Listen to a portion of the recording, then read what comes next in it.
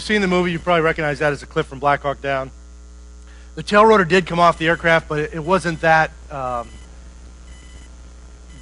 glamorous, I suppose, where, you know, we went round and round and we're making radio calls and small talk. I mean, it was, the tail rotor came off and it was, you know, Dorothy's house, e-ticket ride to the ground. We hit the ground so hard that even though the landing gear have shock absorbers, the seat has a shock absorber, we still have enough vertical velocity that it snaps my right femur off. Not only that, but crushed vertebrae in my spine, the bones, not the discs that we're all probably dealing with, but the bones smashed into each other. One of them compressed 33%. But we're alive. So I'm in that seat right there, that black hole, which is the right seat. And I start to, you know, see what's going on, and as I regain consciousness, I wish I hadn't, because this is a pretty ugly situation. We're all alive. Ray Frank and I communicate briefly. He makes his way out of the aircraft. About that time, Randy Sugart and Gary Gordon arrive alongside the aircraft. I knew them. They were part of Task Force Ranger, and when I saw them, I thought, well, the rescue force is already here somehow. Don't know how they got here. Don't care. Just, you know, assume you're going to get me on a vehicle and get me out of here, because my part in this is over. What I don't realize is that's it. There's only 2 of them, and it's going to take 7 more hours before anybody's going to get to our crash site. So they had been flying in Super 6-2. They requested permission to be dropped off. The general, as I know the story, denied that request until the 3rd time, where they said, if you don't let us go in, these guys are going to be lost.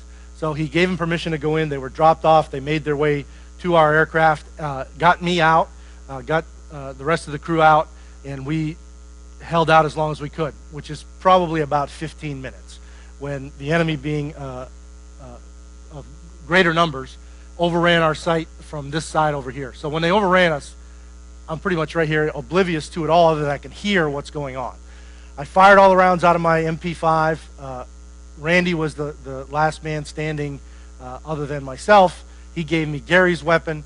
I shot all the rounds out of that. And then he made his last stand. It was like being at the range. The volume of fire was tremendous, and it was only a matter of minutes before he couldn't hold them all off. He went down and the shooting stopped. When they overran the site, I was pretty much convinced that my life was over, but there was not really anything I could do about it. I had my survival knife and had been asked whether or not I ever thought about committing suicide. I didn't. I also had my pistol, and it never entered my mind. To this day, I cannot explain to you why I never drew my pistol.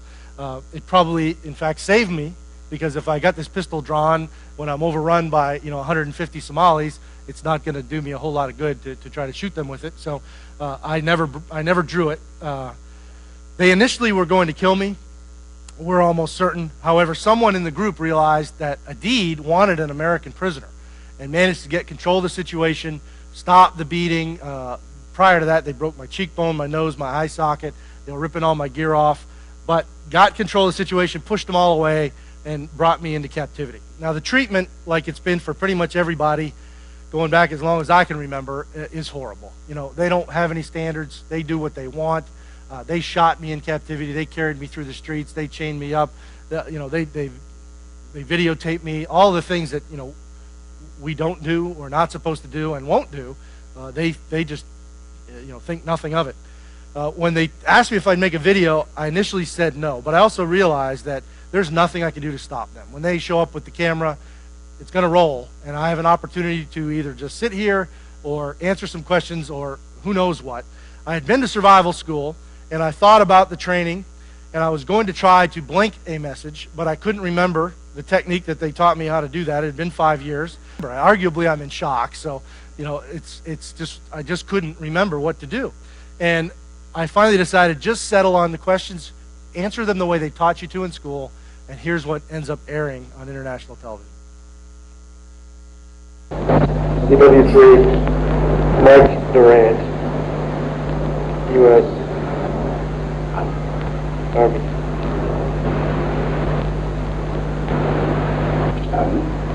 U.S. Army.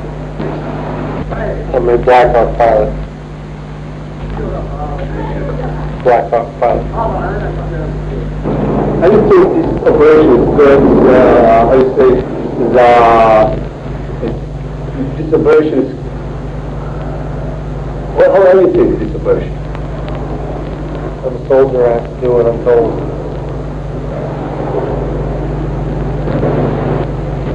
even to kill the people innocent.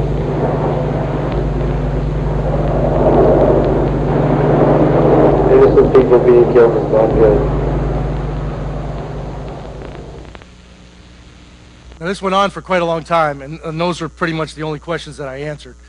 And it worked like a charm. The survival school gave me an A+. The enemy didn't know what they had. They thought they had me saying something significant when in fact they didn't. So in the end, the video actually was to my advantage. It sure didn't feel like it at the time.